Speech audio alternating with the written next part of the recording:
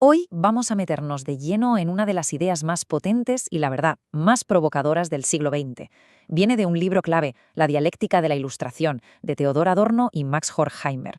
Vamos a explorar su argumento central, que es, bueno, bastante sorprendente. Fijaos, es que esta es la pregunta que les quitaba el sueño a estos pensadores de la Escuela de Frankfurt. Pensemos que estaban exiliados huyendo del fascismo en Europa, y su gran obsesión era entender esto. ¿Cómo es posible que un proyecto que nació para liberarnos acabase justo en lo contrario, en una nueva forma de dominación? Vale, pues vamos por partes. Empecemos por la base de todo su argumento, por esa paradoja que, según ellos, está en el corazón mismo del proyecto ilustrado. Esta es la tesis, el meollo de la cuestión. Y lo más fascinante es que ellos dicen que el problema no viene de fuera. No. El problema está dentro de la propia ilustración. La razón, que se suponía que era la herramienta para darnos autonomía, pues esa misma razón, poco a poco, se convirtió en todo lo contrario, en un instrumento de control de puro cálculo.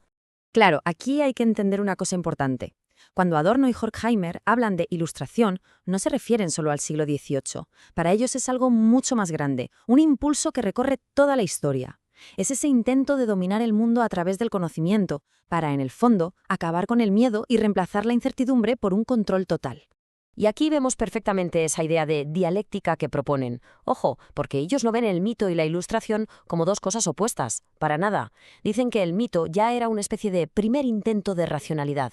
El problema viene después, cuando la ilustración se obsesiona con el cálculo, con medirlo todo. En ese momento pierde la capacidad de criticarse a sí misma. ¿Y qué pasa? Pues que irónicamente se convierte en un nuevo mito. Un mito totalmente irracional, el del control absoluto. Muy bien, entonces, ¿cómo pasa esto? ¿Cómo la razón se convierte en dominación? Pues vamos a verlo con un ejemplo que ellos mismos usaron, un ejemplo que es, bueno, una genialidad. Para explicarlo, se van nada menos que a la Odisea, a la historia de Ulises y las sirenas. Para ellos no es un simple cuento, ¿qué va? Es la metáfora perfecta de cómo nace el individuo moderno, el sujeto ilustrado. La lógica de lo que hace Ulises es fundamental para entender todo. Para sobrevivir, para no caer en la tentación, ¿qué hace? Ejerce una doble dominación.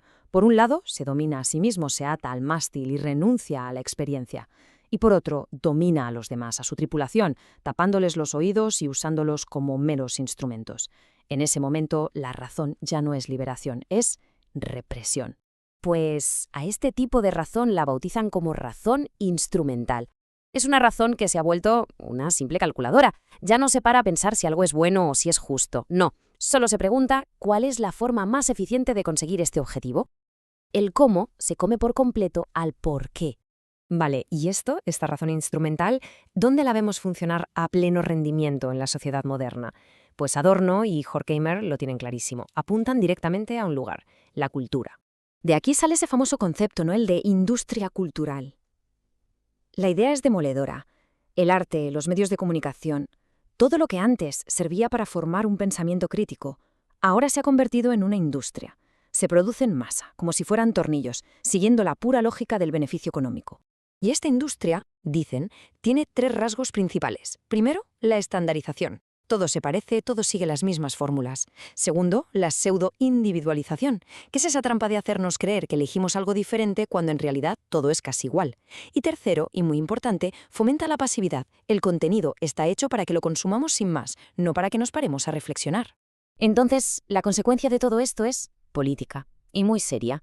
El entretenimiento deja de ser algo inocente. Se convierte en una herramienta de control social súper sutil. ¿Por qué?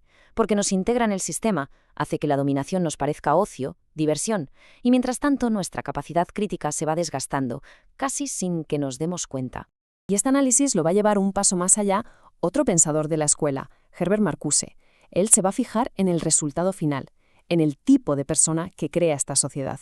Marcuse acuña el término de hombre unidimensional. ¿Qué es? Pues es un individuo que ha perdido la capacidad de oponerse, de decir no. Alguien que ya es incapaz de imaginar que el mundo podría ser diferente. ¿Por qué? Porque el sistema es tan bueno integrándolo todo que ha desactivado cualquier tipo de oposición real. ¿Y cómo se consigue esto? Aquí Marcuse hace una distinción muy útil entre necesidades básicas, comer, tener un techo, y lo que él llama falsas necesidades. Estas no son realmente nuestras, son necesidades creadas por el sistema para que siga funcionando. Ya sabemos, la necesidad de tener el último móvil, de seguir la moda. El truco está en que las sentimos como si fueran nuestras y de esa forma interiorizamos el control. Bueno, y todo esto nos deja ante la pregunta del millón, la más complicada de todas. Si la razón, la cultura, incluso nuestros propios deseos, están contaminados por el sistema, ¿queda algún hueco para la resistencia? ¿Es posible? Este es el gran dilema de la Escuela de Frankfurt. Si las propias herramientas que tenemos para pensar son parte del problema, ¿cómo criticamos el sistema sin caer en su misma lógica? La respuesta que da Adorno es compleja, y la verdad no es muy optimista. Adorno propone una salida filosófica, la dialéctica negativa. A ver, no se trata de proponer otro sistema ideal, todo lo contrario.